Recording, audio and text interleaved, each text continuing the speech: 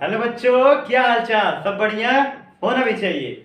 अब हम लोग ये फिगर तो देख के समझ में आ रहा होगा, जिससे लग रहा है ना कि कहीं पान का थूका हुआ है, कुछ भी ऐसे सोच रहे होगे। लेकिन भाई ऐसा कुछ है नहीं। ये अमीबा है। मतलब अमीबा तो जानते हो ना, जिसका कुछ भी स्ट्रक्चर कन्फर्म हो ही नहीं सकता। और ये एक टाइप का होलोजोइक है, ओमनिवोरियल है, मतलब ये सब कुछ है। ठीक है। अब ये सोच रहे होगे सर ये क्या बना दिए, तो भाई देखो ये फूड पार्टिकल है, ये फूड पार्टिकल है, और ये अमीबा है। अब ये इतना कवर कर लेना, एक स्टेप मैंने छोड़ दिया था, लेकिन आप लोग सोचो ये अमीबा दूर, फूड दूर, ये पहला स्टेप। ये दूसरा स्टेप, ये जो आ रहा है ना सामने से, ये सीरोपोडिया फोर्स है जो अंदर अभी ले आएगा। अब वो अगले स्टेप में वो अंदर ला दिए, ये फूड वैक्यूल है, फूड वैक्यूल ये है। अब ये तो अब पूरा डाइजेस्ट कर लिया उसको, मतलब पूरा उसका रस वस ले लिया मजे से। अब फिर निकाल के बाहर फेंक दिया। ये 4 स्टेप। अब मैंने आपको, अब आप लोग सोच सर क्यों रिकैप कर रहे हो? भाई बताया था कुछ, वो मेन मेन चीज सुनो। Ingestion, digestion, absorption, assimilation, egestion. Ingestion egestion अलग है, मैंने पहले ही बताया। ठीक है। पांचों का यूज भी इनटेक ऑफ फूड, फिर उसके बाद डाइजेस्ट कर लेना है, फिर उसका पूरा एब्जॉर्ब कर लेना है। एब्जॉर्ब मतलब क्या? न्यूट्रिएंट एब्जॉर्ब कर लेना है डिफ्यूजन के थ्रू। फिर एसिमिलेशन, एसिमिलेशन मतलब ग्रोथ, रिपेयर, किसी भी वर्किंग के लिए हम उसका यूज करेंगे एनर्जी का। फिर इजेशन मतलब अब बाहर कर लेंगे, एक्सक्रीट जो सब्सटेंस हो रही है। अब तो समझ में आ गया ना। अब न्यूट्रिशन इन मल्टीसेलुलर ऑर्गेनिज्म मतलब ह्यूमन बीइंग, ह्यूमन बीइंग में जो न्यूट्रिशन होगा, अब उसकी भी टाइप समझ लो। पहला तो मैं बताऊं, एलिमेंट्री कनाल। दो टाइप के उसमें न्यूट्रिशन होंगे, एलिमेंट्री कनाल और डाइजेस्टिव ग्लैंड। एलिमेंट्री कनाल आपका 9 मीटर लंबा होता है। अब सोच रहे हो सर तो हम तो इतने ही है ना, ये तो इतना 1 मीटर भी नहीं हुआ। भाई 9 मीटर होता है। पूछो क्यों? जो स्मॉल इंटेस्टाइन होता है ना, बहुत ही कोलाइड होता है एकदम। भाई पूरा एकदम उसी के अंदर सब निचोड़ निचोड़ के भर देते, इसीलिए 9 मीटर का हो जाता है वो। अब ये तो 9 मीटर का हो गया, जो मुंह से लेकर अनस तक जाता है। ये बात समझ में आई। अब इसके भी सुन लो, बक्कल कैविटी, एसिफेगस, फिर बक्कल कैविटी, एसिफेगस से फिर आपका stomach, small intestine, large intestine, rectum, anus. ये सीरियल में जाओगे तभी समझ पाओगे। ठीक है। डाइजेस्टिव ग्लैंड, इसकी क्या जरूरत थी? नेचर ने इसको क्यों बनाया? भाई नेचर जो भी चीज बनाई सब अच्छे के लिए बनाई है, सब कुछ अच्छे के लिए। डाइजेस्टिव ग्लैंड नहीं होता ना, कुछ भी तुम, पाचन तंत्र तुम्हारा बेकार रहता, खाते निकल जाता, कुछ भी उसका एब्जॉर्ब भी नहीं कर पाते। तो डाइजेस्टिव ग्लैंड इसी का वर्क करती है। सेलेब्री ग्लैंड, डाइजेस्टिव ग्लैंड, ये सब उसी के अंदर आते हैं। ठीक है। और अब मैं जो बता दूं, स्मॉल इंटेस्टाइन आपका 3 पार्ट में बटा है, duodenum, jejunum, ileum. Large intestine, caecum, rectum, colon. अब सबको मैं सीरियल से बताऊंगा। ठीक है। तीत पे भी थोड़ा आ जाते हैं। तीत में आप लोग तो तीत में जानते होगे ना, इंसीजर 4, कैनिन 2, प्रीमोलार 4, मोलार 6, इतना तो जानते होगे। और सबका काम भी जानते होगे, ऐसा तो नहीं कि 7th 8th में नहीं पढ़े होगे। ठीक है। अब मैं मेन पॉइंट पे आता हूं। बक्कल कैविटी, मुंह में जो है हमारे, यही बक्कल कैविटी है, इसमें खाना रखते हैं हम लोग, खाते हैं, ये बक्कल कैविटी का काम हो गया। एसिफेगस, एसिफेगस का काम ये होता है ना, जो हमारी जो पाइप होती है एसिफेगस, फूड पाइप जिसको हम लोग कहते हैं, वहां से जो खाना हम लोगों का पूरा इंजाइम से मिक्स होके आता है अमाइलेज में मिलके। अभी सोचो ये सब क्या बोल रहे हैं, अमाइलेज, इंजाइम्स। भाई देखो बता रहा, डाइजेशन के लिए हमको कुछ इंजाइम्स की जरूरत होती है, डाइजेस्टिव ग्लैंड की, तो यहाँ से हमको मिलता है, फूड में मिला रहता है। सिर्फ वाटर ही नहीं, फूड में मिले रहते हैं। हम लोग सोचते हैं ना भाई वाटर ही फूड में मिलके होता है तभी पूरा डाइजेस्ट होता है, नहीं, कुछ उसमें डाइजेस्टिव ग्लैंड भी मिलते हैं जो उसको एकदम स्लीपी सा कर देते। ठीक है। अब वो हमारे एसिफेगस पे आता है, और वो जो नीचे जाता है ना, उसमें एसिफेगस में पैरासिलिटिक मूवमेंट होता है।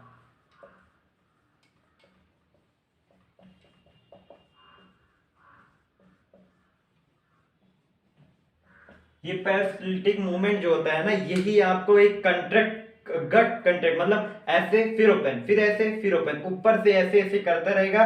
जब ऐसे करेगा तो नीचे स्पेस खुलेगा, फिर वो नीचे जाएगा। ऐसे ही करते करते ना हमारा खाना स्टमच तक पहुंचता है। वही पैरासिटिक मूवमेंट एसिफेगस में जनरेट होता है, तभी फूड गट में जाती है हमारे, मतलब स्टमच में। ठीक है।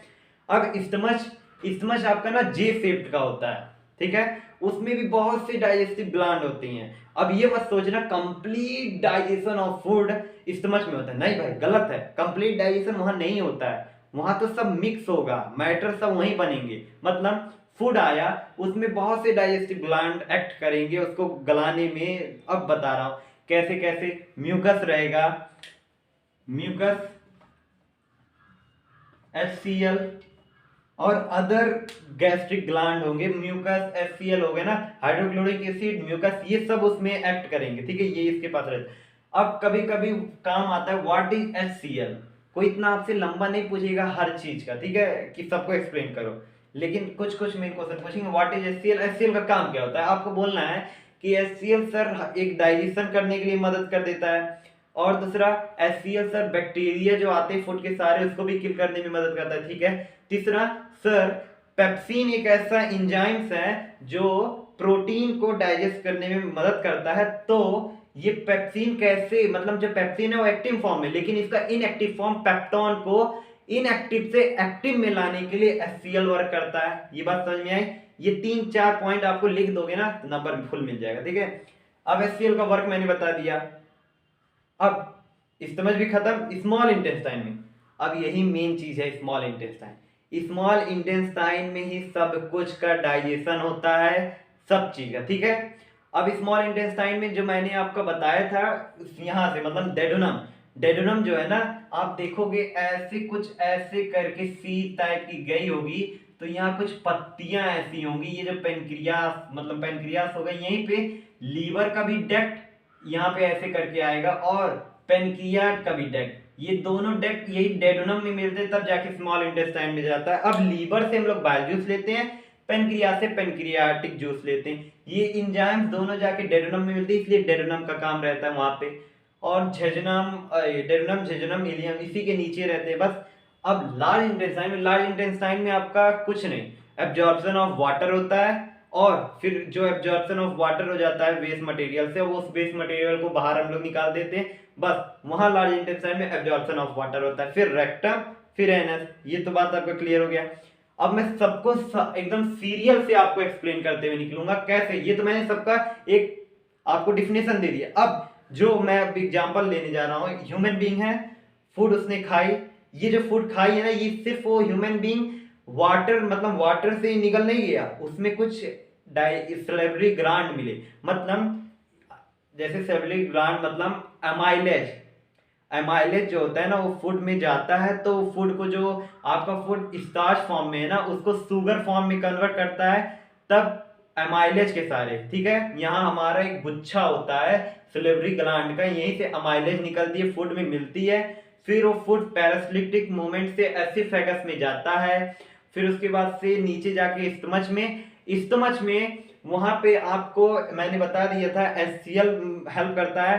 फिर उसके बाद से आप देखोगे वहां पे पेप्सिन, पेप्सिन एक ऐसा काम होता है ना पेप्सिन का, जो पेप्सिन का होता है वो डाइजेशन ऑफ प्रोटीन करता है, ठीक है। अभी याद रखना पेप्सिन ट्रिप्सिन दोनों में कंफ्यूज हो गए, लेकिन याद रखो पेप्ट मतलब स्टमच, स्टमच के लिए होता है, ठीक है। डाइजेशन जो होता है वो पेप्ट मतलब पेप्सिन का, वो वहां प्रोटीन का डाइजेशन होता है, ठीक है। अब वहां से आपका जो क्या कहते हैं शुगर रहता है, फिर उसके बाद से आपका शुगर रहे, फिर पेप्सिन से सहारे वो प्रोटीन डाइजेशन हो गया। और HCl का काम होता है कि मतलब देखो, अब HCl भी काम हो गया वही पेप्सिन को पेप्टोन से, मतलब एक्टिव से इनएक्टिव में मैंने आपको बताया था। अब HCl देखो कभी कभी ना हम लोग देखते हैं जब ये सीक्रेट इसलिए होता है, उसको एकदम गलाने के लिए होता है, ठीक है, HCl का काम। लेकिन जब खाना कभी कभी ना जाए, मतलब हम लोग कुछ नहीं खाएं, तब भी HCl सीक्रेट होता रहेगा, और इतना मात्रा में सीक्रेट हो जाएगा ना, तब वहां पे म्यूकस वर्क करेगा, म्यूकस उसको रोकेगा HCl को, कि भाई बहुत खत्म कर दोगे, मतलब पेट को एकदम काट देगा वो अंदर ही, लेकिन हम लोग को दिखेगा नहीं, लेकिन दर्द होगा। तो इसीलिए हमें जो कहते हैं ना गैस भाई हो रहा है, यही सब होता है, ठीक है, एसिडिटी हो रहा है, यही सब है, उसकी रेमेडी भी होती है। ये जो एसिडिटी की रेमेडी है सेकंड चैप्टर में पढ़ोगे, वहां पे एसिड बेस एंड सॉल्ट के लिए पूछा जाएगा, ठीक है। अब यहां से तो गया आपका खाना, मतलब अब आपका खाना गया स्मॉल इंटेस्टाइन में। अब स्मॉल इंटेस्टाइन में एक और टर्म समझो, ट्रिप्सिन, और फिर ट्रिप्सिन जो है ना, ट्रिप्सिन लिपेज। अब देखो ट्रिप्सिन जो है वहां प्रोटीन को खत्म मतलब डाइजेस्ट करने के लिए स्मॉल इंटेस्टाइन में यूज किया जाता है, और लिपेज को आपका फैट के लिए, ठीक है। अब देखोगे ट्रिप्सिन आया कहां से, ये भी पूछ रहे होगे, तो मैं आपको बताना चाहता हूँ ट्रिप्सिन जो है पेनक्रियास से आया, लिपेज भी, और इंटेस्टाइनल जूस भी होते हैं कुछ, सीक्रेट वो भी करता है इंटेस्टाइन भी डाइजेशन के लिए, ठीक है। और ये हो गया। अब देखोगे जो फूड आया है हमारे पास, अब वहां से जो फैट के ये प्रोडक्ट होते हैं वो लार्ज ग्लोब्यूल्स के होते हैं, मतलब बड़े बड़े, जिसपे एंजाइम्स वर्क ही नहीं कर सकता, तो उसको तोड़ना पड़ेगा ना। तो तोड़ने के लिए वहां एंजाइम्स की जरूरत नहीं पड़ती है, वहां पड़ती है बाइल जूस की। तो बाइल जूस कहाँ से सिक्रेट होता है? लीवर से वो सिक्रेट होता है और फिर उसको तोड़ता है, और फिर बाइल साल्ट में, मतलब वही तोड़ा लार्ज से स्मॉल में, फिर इसी को हम लोग कहते हैं emulsification of fat. Emulsification of fat को जब समझ जाओगे, क्वेश्चन आता है what is emulsification of fat, आपको बताना है वाइल्ड साल्ट के, मतलब वाइल्ड जूस के जरिए जो हम लोग लार्ज ग्लोब्यूल से स्मॉल ग्लोब्यूल्स में फैट को कन्वर्ट किया, उसी को इमल्सिफिकेशन ऑफ फैट कहते हैं। तब एंजाइम्स उस पर वर्क करता है, लिपेज का एंजाइम, और उसको फैट से फैटी एसिड और ग्लिसरॉल में कन्वर्ट कर देता है।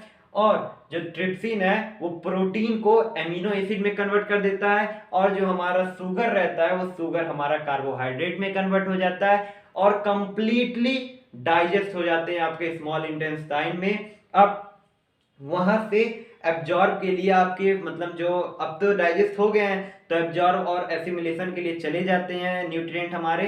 फिर लार्ज इंटेस्टाइन में जब आता है तो आपका अनवेस्टी मटेरियल तो होता है, वहां से आपका सिर्फ वाटर का एब्जॉर्ब होता है। फिर उसके बाद से वो फूड चले जाते हैं एक्सक्रीशन के लिए रेक्टम में, एनस के सारे, फिर बाहर, फिर वहां एनल स्फिंक्टर होता है, वो उसको बाहर करता है। ठीक है, बात समझ में आई। और स्टमच और स्मॉल इंटेस्टाइन में भी एक, मतलब स्पिंक्टर मसल, स्पिंक्टर मसल में ये कहना चाहता हूँ, ये मसल जो है ना ये खुलता है, ठीक है, तब जाके हमारे से होता है। और एनएस में भी एनएस स्पिंक्टर मसल होता है। ठीक है, ये बात समझ में आई। अब यहाँ आपका न्यूट्रिशन पूरा कंप्लीट हो गया। ठीक है, अब मैं आता हूँ रिस्पायरेशन पे।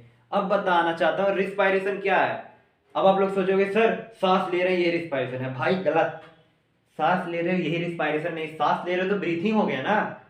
अच्छा, ब्रीथिंग और रिस्पायरेशन में अब तो एक और क्वेश्चन फंस गया, ब्रीथिंग और रिस्पायरेशन में क्या अंतर है? भाई देखो, सांस ले रहे हैं ये ब्रीथिंग हो गई, लेकिन रिस्पायरेशन को मत कहना कि सांस ले रहे हैं। भाई रिस्पायरेशन ये होता है कि द ब्रेकिंग और द ऑक्सीडेशन ऑफ जो ये आपका कार्बोहाइड्रेट है, ऑर्गेनिक कंपाउंड है, उसका जब ऑक्सीडेशन ये ब्रेक डाउन होगा, जो उसमें से रिलीज एनर्जी की होगी, वही आपका रिस्पायरेशन का प्रोसेस होता है। ठीक है, अब रिस्पायरेशन का प्रोसेस जो होता है ना वो दो टाइप के होते हैं। अब सोच रहे हो दो टाइप के कैसे? भाई देखो, प्रेजेंस ऑफ ऑक्सीजन और अब्सेंस ऑफ ऑक्सीजन। जब प्रेजेंस ऑफ ऑक्सीजन होता है तो हम लोग कहते हैं एरोबिक रिस्पायरेशन, और जब जब अब्सेंस ऑफ ऑक्सीजन होता है ना तो उसको हम लोग कहते हैं anaerobic respiration. Absence of oxygen में दो चीज पढ़ो, ठीक है, मतलब एनारोबिक में दो चीज पढ़ोगे आप। क्या चीज? एक लेक ऑफ ऑक्सीजन पढ़ सकते हो और एक अब्सेंस ऑफ ऑक्सीजन, वहां दो स्टेप है, और प्रेजेंस ऑफ ऑक्सीजन में एक ही। ठीक है, ये दो चीज हो गया। अब मैं आपको इक्वेशन भी ड्रॉ करके दिखा दे रहा हूं कि इक्वेशन भी समझ जाओ।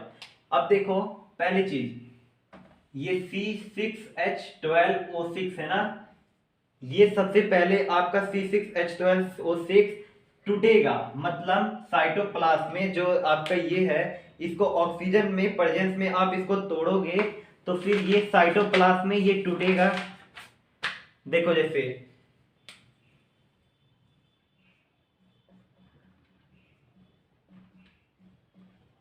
साइटोप्लाज्म में ये टूटा, फिर उसके बाद से ये पायरुवेट में बनता है। अब ये पायरुवेट क्या होता है?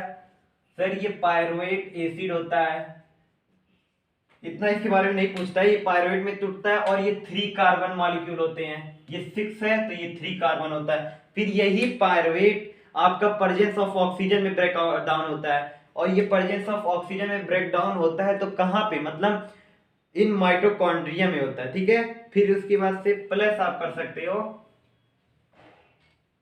फिर आगे करोगे तो इन प्रेजेंस ऑफ, ऊपर लिख लेना है in presence of O2 in mitochondria.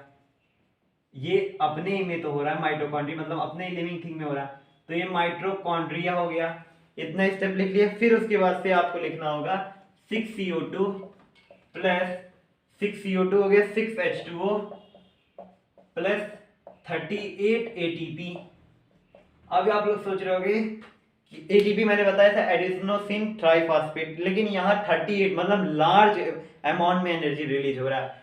तो ये C6H12O6 साइटोप्लाज्म में पायरुवेट में कन्वर्ट होता है 3 कार्बन मॉलिक्यूल में, फिर O2 के मतलब इन प्रेजेंस ऑफ ऑक्सीजन में माइटोकॉन्ड्रिया में ही अपने फिर ये कन्वर्ट होता है 6CO2 में, तभी तो हम लोग कार्बन डाइऑक्साइड रिलीज करते हैं, और 6H2O में 38 ATP हम लोग स्टोर कर लेते हैं। किसी भी काइनेटिक वर्क के लिए हमें एनर्जी की जरूरत पड़ती है तो ATP के फॉर्म में, ठीक है।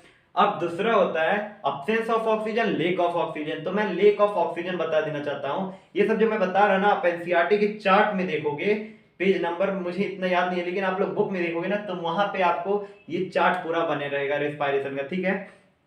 अब देखो, ये तो मैंने प्रेजेंस ऑफ ऑक्सीजन हो गया। लेक ऑफ ऑक्सीजन में वहां पे कभी भी देखते हो ना, कभी भी एक रनर होता है, एक एथलीट या स्प्रिंटर होता है, तो भागता है, तो भागता रहता है, वहां लेक ऑफ ऑक्सीजन उसको हो जाती है, और फिर मतलब लेक ऑफ ऑक्सीजन हो जाती है तो उसका मसल जो होता है मतलब दर्द होने लगता है, क्रैम्प हो जाता है। वो क्यों होता है?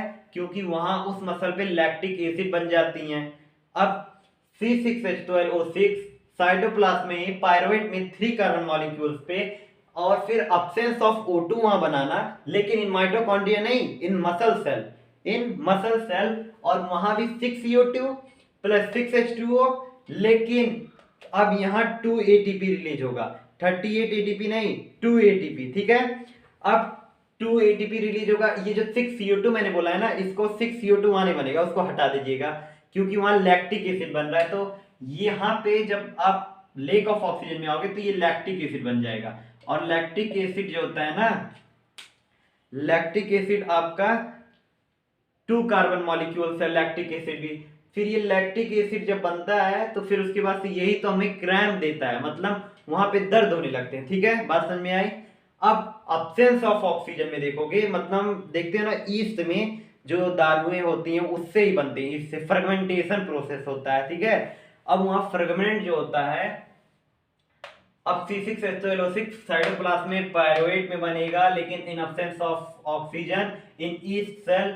फिर उसके बाद से आपको एथेनॉल वहां बनेगा। एथेनॉल भी 2 कार्बन मॉलिक्यूल होता है, C2H5OH, 2 कार्बन मॉलिक्यूल हो गया। फिर वहां से आपका ये CO2 बन जाएगा, फिर उसके बाद से ATP रिलीज हो जाएगी, 38 ATP, ठीक है। ये सब मैं इक्वेशन आपका पहला ही लिखा हूं, लेकिन और सब मैंने समझा दिया, बुक में देख लोगे अच्छे से समझोगे इक्वेशन, ठीक है। इतना समझ में आया? अब फर्मेंटेशन की जो मैंने बात की थी ना, वही मैंने जो बोला था, फर्मेंटेशन इसलिए होता है क्योंकि वहां हमें एथेनॉल बनाना रहता है, ठीक है।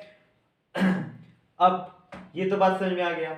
अब मैकेनिज्म ऑफ रिस्पायरेशन पूछता है, ये तो मैंने आपको रिस्पायरेशन की टाइप पूछनी, कभी कभी बोलते हैं ना मैकेनिज्म ऑफ रिस्पायरेशन, तो वहां बोलो मैकेनिज्म ऑफ रिस्पायरेशन होता है इनटेक ऑफ ऑक्सीजन, फिर इनटेक ऑफ ऑक्सीजन लोगे, फिर उसके बाद से स्टेप वाइज ऑक्सीडेशन होगा, फिर रिलीज करोगे, उसके बाद से आपको मतलब कार्बन डाइऑक्साइड का रिलीजिंग होगी, फिर वहां पे आपका कंप्लीट हो जाएगा मैकेनिज्म ऑफ रिस्पायरेशन। ये तो हो गया मैकेनिज्म ऑफ रिस्पायरेशन।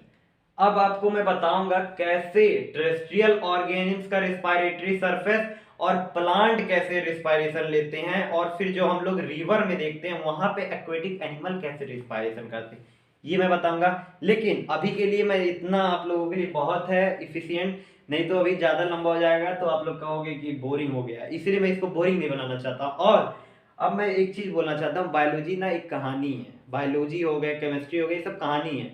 यहाँ पे ना आपको बस सुनना रहेगा, सुनना रहेगा, हेडफोन लगाओ, ईयरफोन लगाओ, सुनो, अच्छे से सुनोगे जितना उतना समझ में आएगा। अगर मुझसे कहीं गलती हो रही है तो मुझे बताओ, मैं उसको सुधारूंगा, और मैं आप ही लोगों के लिए आता हूँ, आप लोगों के भले के लिए, कि आप लोग और अच्छे से सीखो, ठीक है। तो आई होप करता हूं कि आप लोग अच्छे से पढ़ना, और बोर्ड के लिए टेंशन मत लेना, आपका भैया आपके साथ ही है, सब कुछ करेगा आपके लिए, चाहे जहां तक हो सके।